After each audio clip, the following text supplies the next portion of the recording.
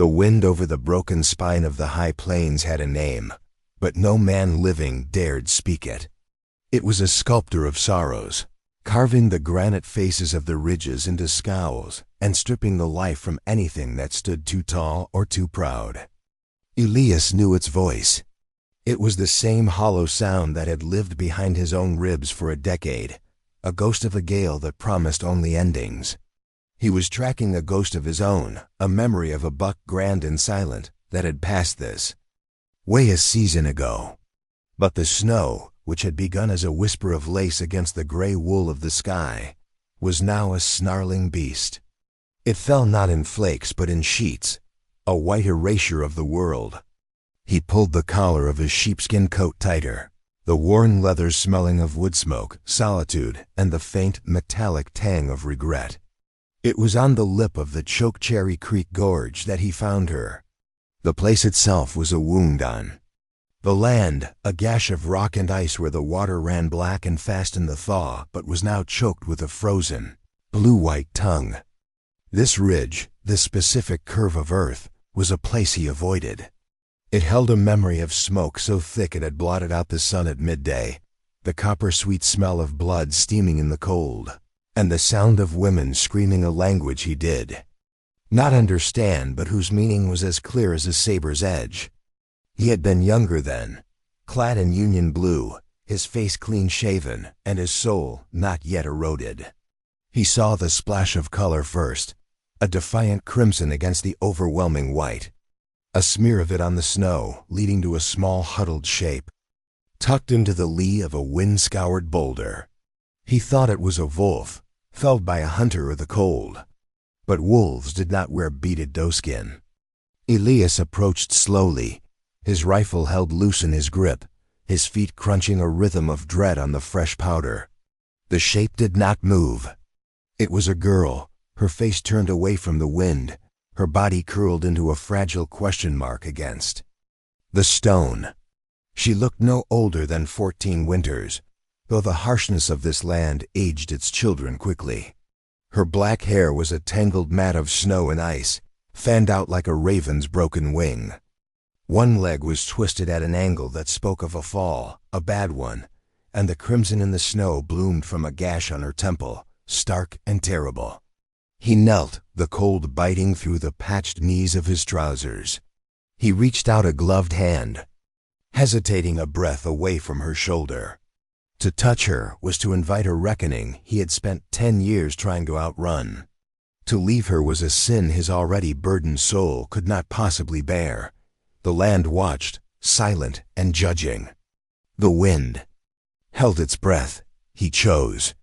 Gently he turned her. Her skin was the color of river clay in winter, cold and pale. But as his fingers brushed her cheek, a flicker. Her eyelids, thin as moth wings, trembled. They opened, and he found himself staring into eyes that were not a child's.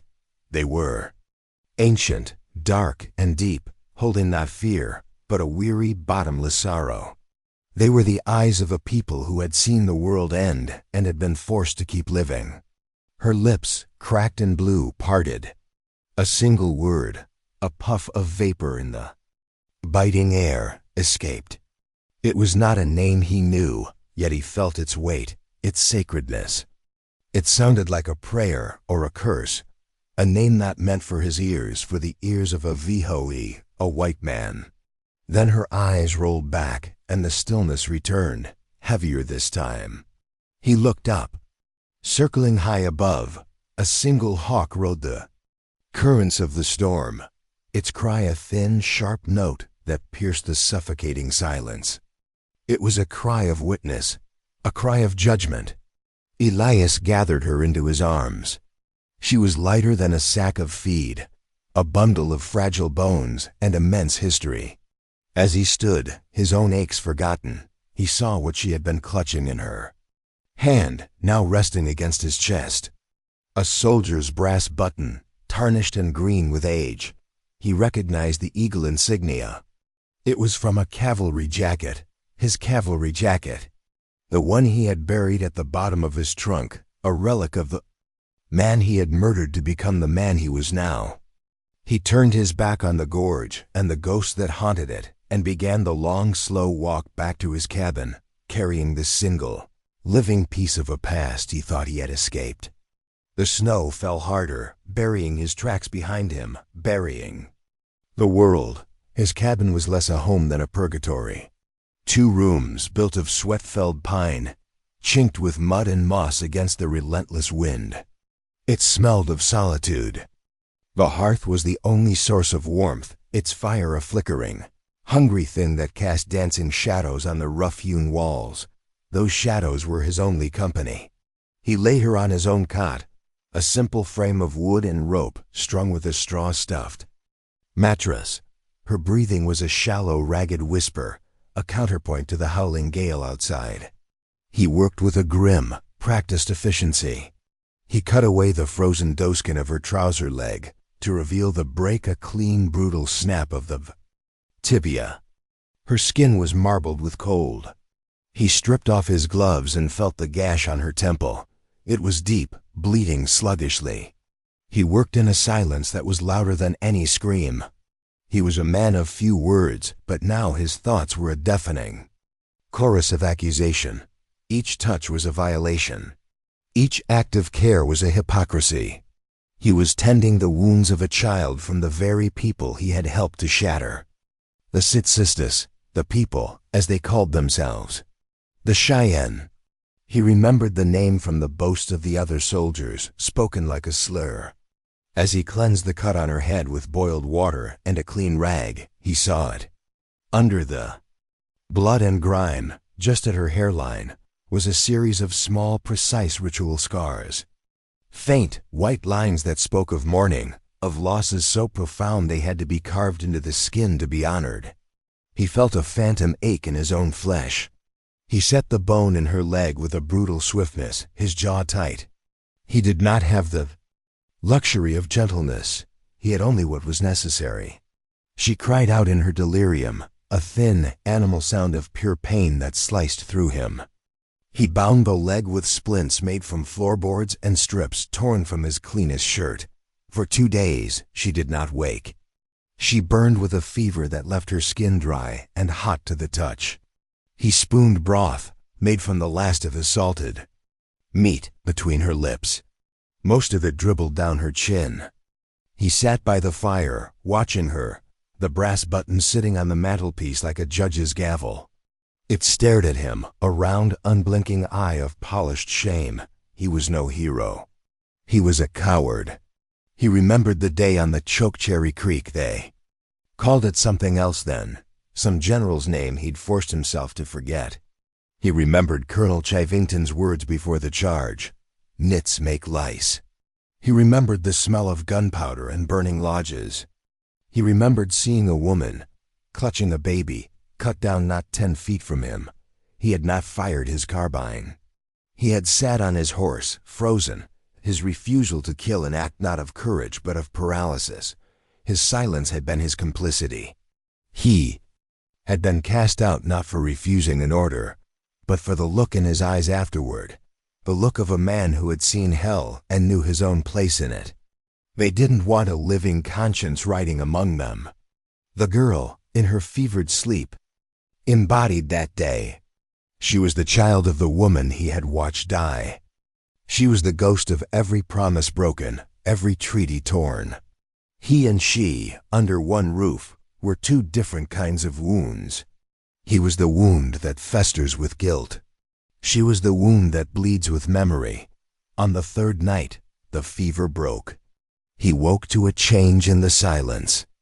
The fire had burned down to glowing embers, and the wind had softened to a mournful sigh. Her eyes were open. She was watching him. The ancient sorrow was still there, but now it was sharp, intelligent. She didn't speak. She simply stared, her gaze moving from his face to the fire, then back again. When her eyes fell on the flames, a subtle tension entered her body. She stared into the heart of the fire as if she remembered it consuming something or someone she loved. Her hand, resting on the worn blanket, clenched into a small fist. He felt the accusation in her gaze, as keen as any blade. It was not Hatred. It was something deeper, a kind of awful knowing. He stood up and walked to the hearth, his back to her. He picked up the brass button from the mantel. He held it in his palm, its cold weight a familiar burden. He turned and walked back to her cot. He opened his hand, showing it to her. He did not need to say the words. "I was there." Her eyes flickered to the button, then back to his face. There was no surprise, no shock, only a profound, shattering stillness. She knew. She had always known. They were two ghosts under one roof, and their silence was a story of fire and blood, of shame and survival. It was the only language they shared, and it was a brutal one. The days that followed fell into a quiet, fragile rhythm, as delicate and tense as a spider's web. The storm passed, leaving the world scoured and gleaming under a cold, indifferent sun.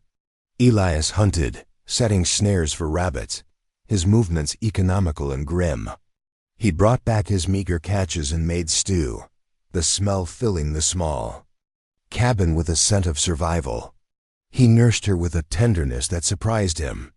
It was a muscle memory, dredged up from a life before the war, before the exile. He remembered his wife, Anna, who had died of consumption, and the way he had learned to brew teas from willow bark for her fever, to make poultices of comfrey and yarrow for her sores. He found those same herbs, dried and hanging from the rafters, and used them for the girl. He would grind them with a stone, his calloused hands moving with an old, forgotten grace. He never spoke of Anna. He never spoke of anything. But sometimes, as he tended to the girl, he would catch himself humming a tune, a simple, sad folk melody Anna used to sing while tending her garden. He would stop abruptly, the sound dying. In his throat, the silence rushing back in, colder than before. One morning, while the girl was asleep, he took the tarnished brass button and the cavalry jacket from the bottom of his trunk. The wool was stiff, smelling of mothballs and a decade of buried shame.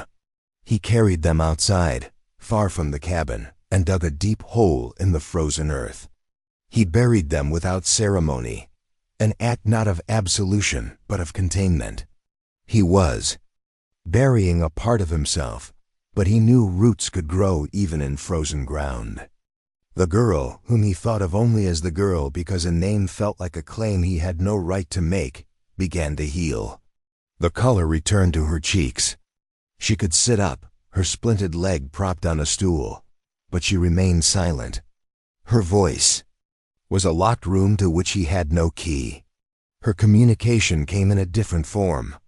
One afternoon, she reached a slender finger into the hearth, pulling out a shard of charcoal.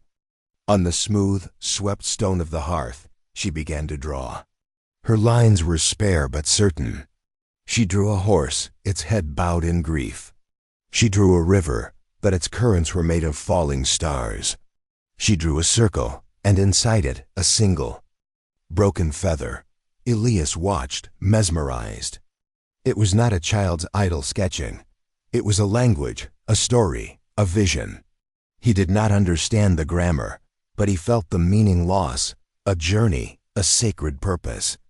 He felt like a man staring at scripture, written in a tongue he could not read, but whose holiness was unmistakable. A week after she had woken, as twilight painted the snow outside in shades of violet and rose, she began to hum. It was not the sad, simple tune he had hummed for Anna. This was something else entirely. It was a low, guttural chant, a melody that seemed to rise from the earth itself. It was a sound that was both a lament and a summoning. It held the vastness of the plains, the memory of buffalo herds that shook the ground, the sorrow of 1,000 stolen winters. He froze, a bowl of stew in his hands. He realized with a jolt of primal fear that the song was not for him. It was not for the cabin, or the fire, or the memory of her own pain. She was humming to someone or something, outside. Her eyes were fixed on the single grimy window, looking out at the endless expanse of white. She was sending a signal. A call into the vast waiting silence. The quiet that followed her song was different. It was no longer empty. It was filled with anticipation. The dreamlike fragility of their shared existence was over. He could feel it in the way the air grew heavy, the way the shadows in the corners of the cabin seemed to deepen and watch. He had sheltered her from the storm of the sky, but in doing so, he had invited a different kind of storm, one born of blood and memory. And he knew, with a certainty that settled like a stone in his gut, that it was coming. The dawn arrived without a sun. A thick, pearlescent fog had rolled in overnight, swallowing the mountains, the trees, the very concept of a horizon. It deadened all sound, creating a silence so absolute it felt like the world was holding its breath. The birds were quiet. The wind was still. Elias felt it before he saw it. A pressure change. A thrum of energy in the air that was not weather. He rose from his stool by the hearth, every nerve ending alight.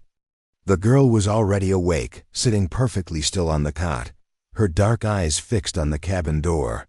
She was not afraid. She was waiting. He moved to the window, wiping a circle of condensation from the glass. At first, he saw nothing but the swirling gray mist. Then, a shape coalesced out of the vapor, as if woven from the fog itself. A rider on a pinto pony, sitting motionless on the ridge where Elias had found the girl. The rider was a silhouette, a statue of vengeance armed with a rifle held across his lap. He wore a single eagle feather in his hair. Elias's heart hammered against his ribs, a frantic drumbeat in the suffocating quiet.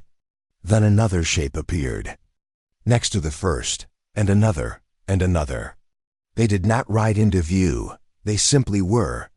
One moment there was fog, the next there was a line of silent mounted warriors, their faces grim and unreadable, their breath pluming in the frigid air. 10, 20, more. They filled the ridge, a spectral army that had risen from the wounded earth. They carried rifles, bows, and lances adorned with feathers that drooped in the damp air. They made no move to attack. They made no sound. They simply stood, their presence a crushing weight of history, power, and judgment. The entire world had shrunk to this small cabin and the ring of ghosts surrounding it. Then, the line of riders parted. A man began to walk down the slope, not on horseback, but on foot. He was older, his face a roadmap of grief and authority, his long graying hair braided with strips of otter fur. He wore a simple buckskin shirt, unadorned except for the immense dignity with which he carried himself. Beside him, his hand resting on the man's shoulder, walked a young boy, no older than 10, his eyes wide but steady. This was the chief. His approach was not an act of war, but of ceremony. It was more terrifying than any charge. Elias knew he had two choices: bolt the door and die in a hail of fire and arrows, or open it and face the reckoning he had earned. The choice had been made 10 years ago, on the banks of the Chokecherry Creek. He walked to the door, his hand unsteady as he lifted the heavy wooden bar. He pulled it open, the cold fog swirling in around his ankles. He stepped outside into the charged, silent air, leaving his rifle behind. He stood on his own small porch, unarmed, his heart a thunder in his chest. The chief stopped 20 feet away. His eyes, dark and piercing, met Elias's. They held no heat of anger, only the cold fire of absolute authority. He looked past Elias, into the cabin, where the girl was now visible in the doorway, her small frame silhouetted by the firelight. The chief's gaze returned to Elias. For a long moment, the only sound was the drip of melting frost from the eaves of the cabin. Then, he spoke. His voice was not loud, but it carried across the clearing with the force of a landslide. The words were in English, each one chosen with deliberate, terrible precision. You have one who belongs to the Sitsistas. It was not a question. It was a statement of fact. A judgment delivered. Elias felt the strength go out of his legs. All the justifications, all the fears, all the pride of the white world he had come from, dissolved into nothing. There was no defense. There was only the truth, bare and ugly. He did not speak. He did not beg. He slowly, deliberately, dropped to one knee in the snow. He was not cowering. It was not an act of surrender born of fear. It was an act of atonement. He lowered his head, exposing the back of his neck, offering the life he felt he had forfeited long ago. He was no longer a man hiding in his purgatory. He was a sinner at the altar of his sins. The world held its breath.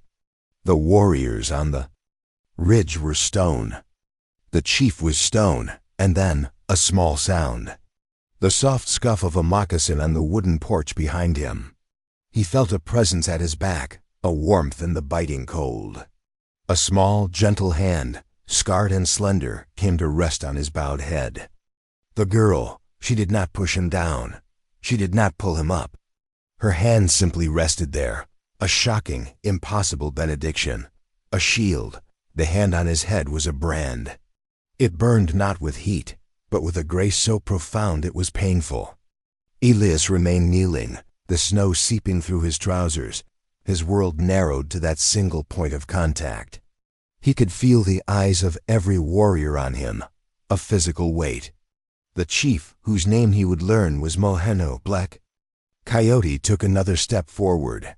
His eyes were not on Elias, but on the girl. A silent conversation passed between them, a language of glances and infinitesimal nods that spanned a universe of shared understanding. Finally, Black Coyote's gaze fell upon Elias again. "Stand," he commanded. The word was not a reprieve. It was an order to face judgment upright. Elias rose slowly, his legs stiff. The girl's hand slipped from his head, but she remained standing beside him, a small, unmovable pillar. "She is Damani," Black Coyote said, speaking her name for the first time. It meant silent water, daughter of my brother, Hano Voha, Yellow Bear. You knew him by a different name. Elias's blood ran cold. Yellow Bear, he remembered. The name. He was a peace chief, known for his wisdom and his attempts to negotiate with the forts. A man who had believed in the white man's paper promises. The one you call Chivington killed him on the banks of that creek. Black Coyote stated, his voice flat, devoid of emotion, which made the words all the more devastating. His lodge was the first to burn. She was there. She saw it. She has not spoken a word since. The truth landed like a volley of rifle fire. He had not just sheltered a child of the people his unit had massacred. He had sheltered the daughter of the man whose murder had been the opening chord of the symphony of slaughter.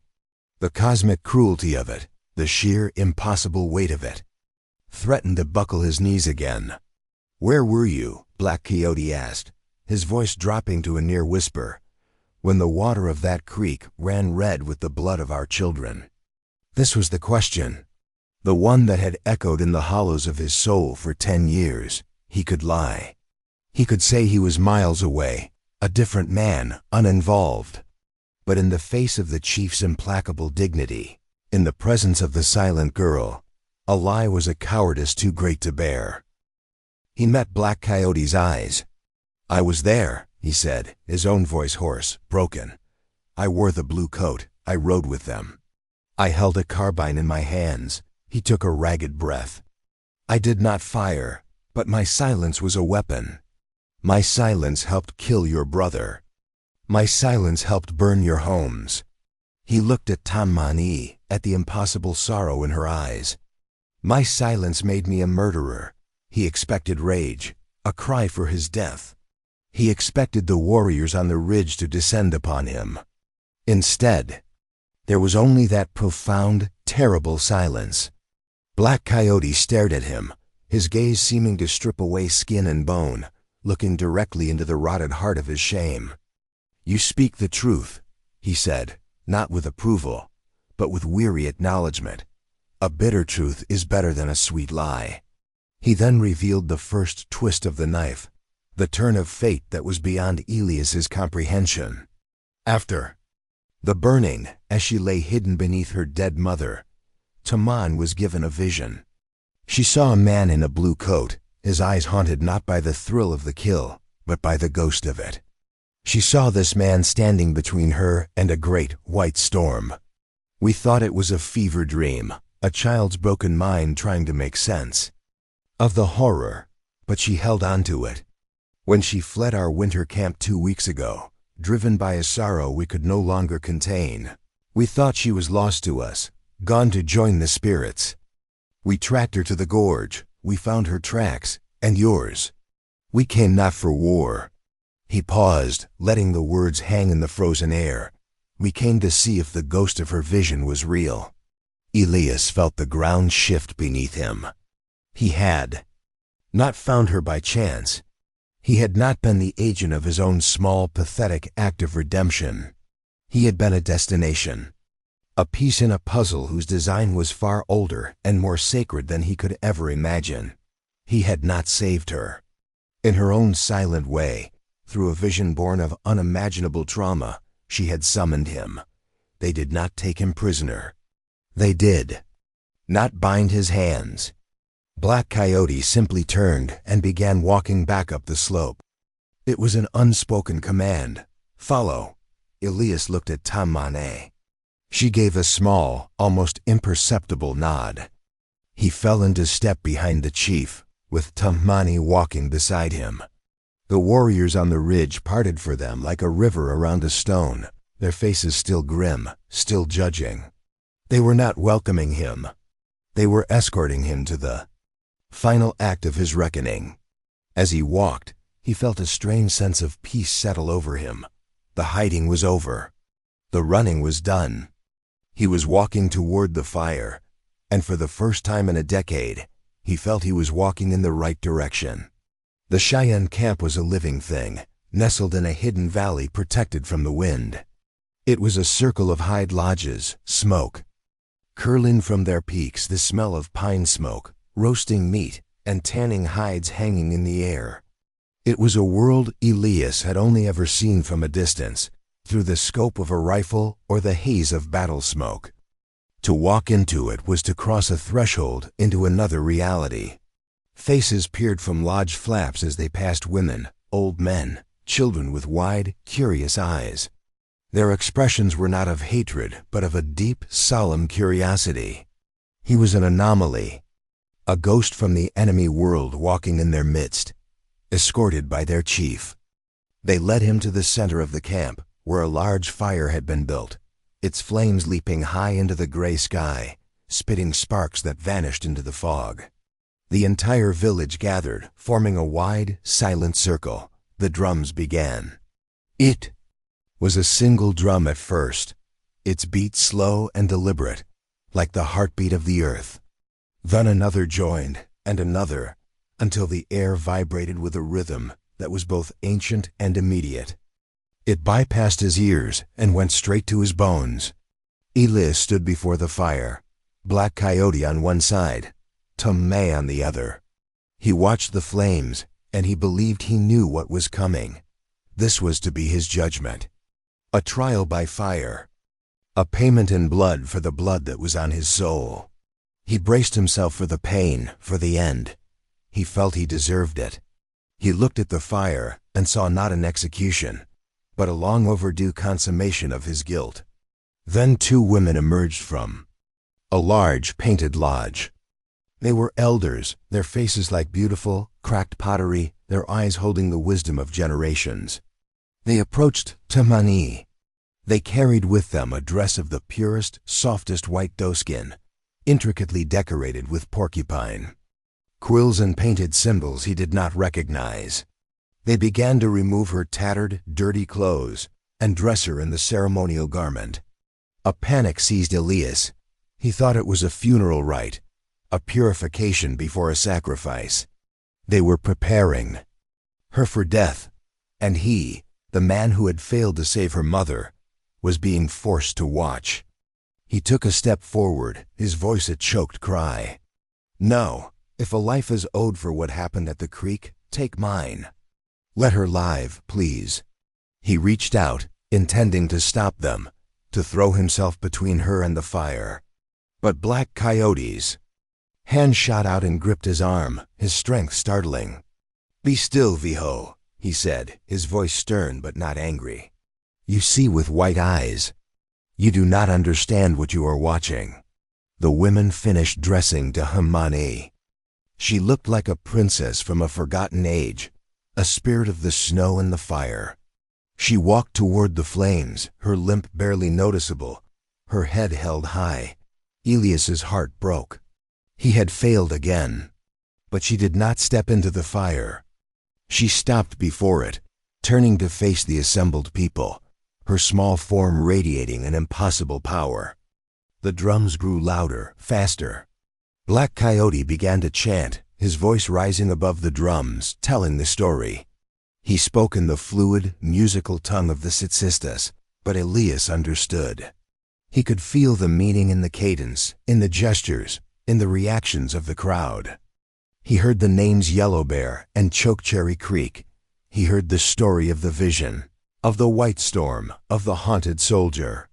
He heard how Silent Water had walked into the wilderness and had been sheltered by the very ghost that haunted her people. This was not a funeral.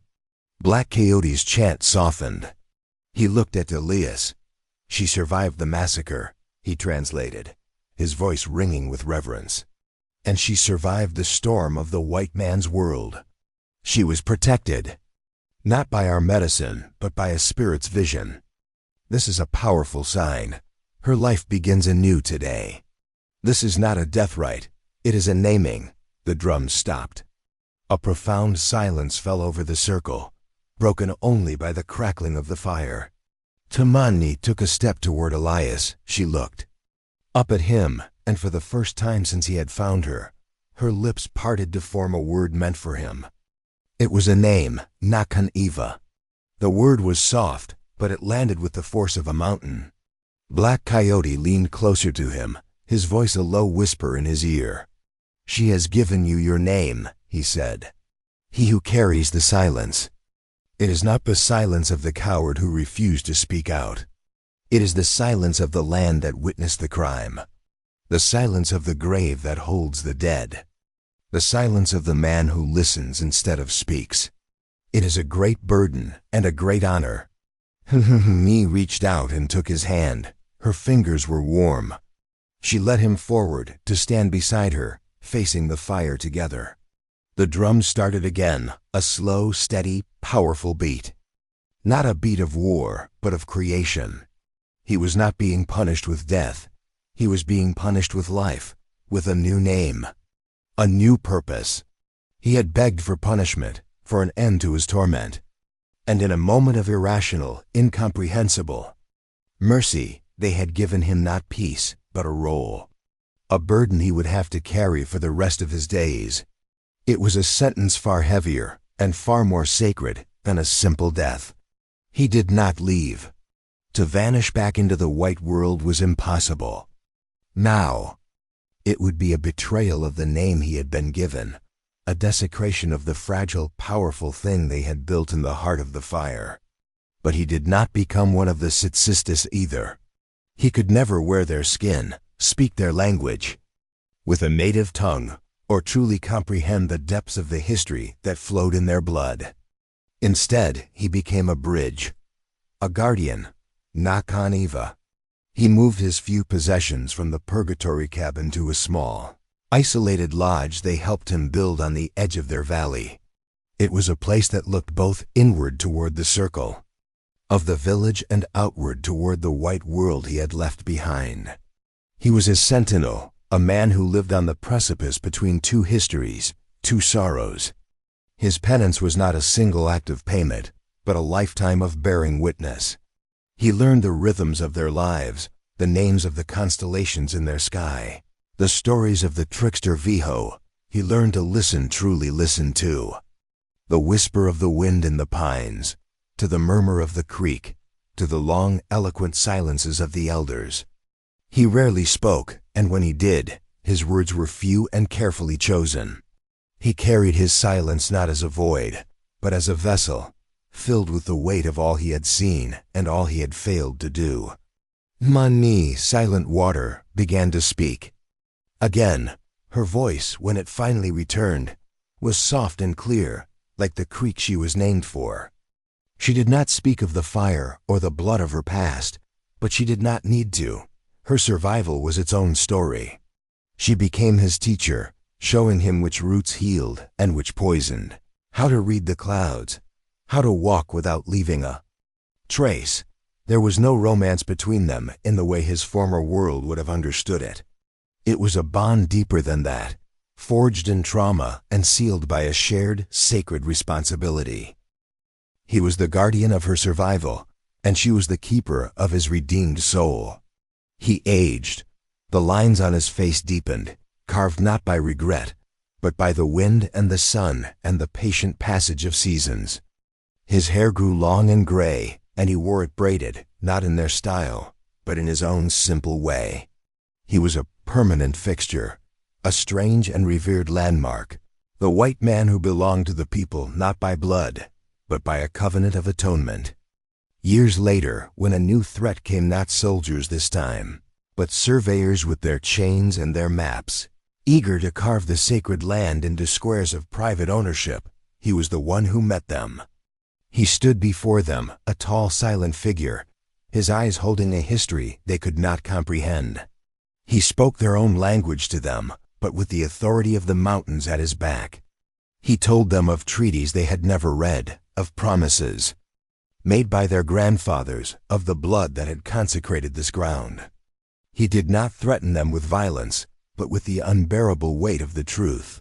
They saw in his eyes not a savage, but a man who had crossed a frontier they didn't even know existed, and they turned back.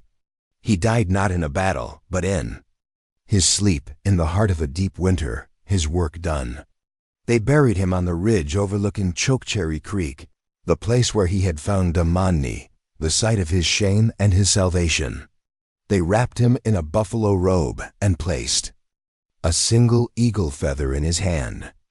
Long after, when the children of the village would look up at the ridge and see the simple pile of stones that marked his grave, they would ask the elders who that man was.